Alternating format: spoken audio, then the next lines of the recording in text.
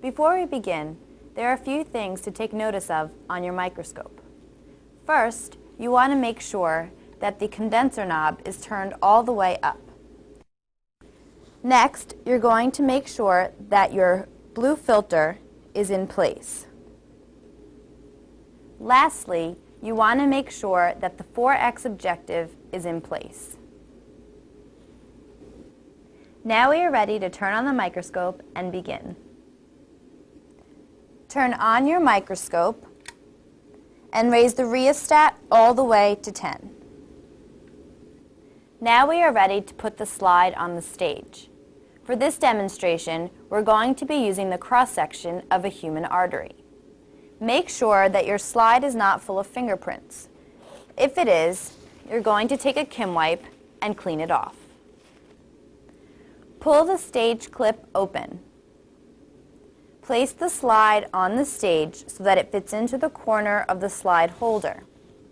Release the stage clip so that the slide is held securely. You can then move the slide using the XY controls.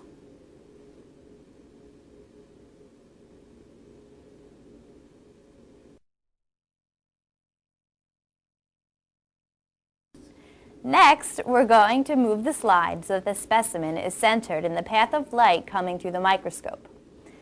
Open the iris and move your XY controls so that the specimen is centered in the light beam. Close the iris again so that when you look through the oculars, you do not blind yourself. Before looking through the oculars, you want to raise your stage all the way up. You would do this by turning the coarse focus knob away from you. You'll notice that the stage stops moving, but the coarse focus knob continues to turn. You are now ready to view the specimen through the oculars. You need to fit the oculars to your face, and you can do this by moving them in and out. Now, slowly move the coarse focus towards you until the specimen pops into view. You will also use your fine focus to sharpen the image. Once you have done this, you can use your XY controls to move the specimen around. What you see here is the cross-section of the human artery. The empty center is where the blood would flow. The pink section is the smooth muscle, and the purple strands are elastin. These are the effects of using the coarse focus, fine focus, and XY controls. There is one important thing that you must do before going to the next objective. You must place a desired part of the specimen in the center of your field of view. We can now move to the 10x objective. In order to see the specimen clearly, you may need to increase the light by opening the iris and using the fine focus to get a sharper image.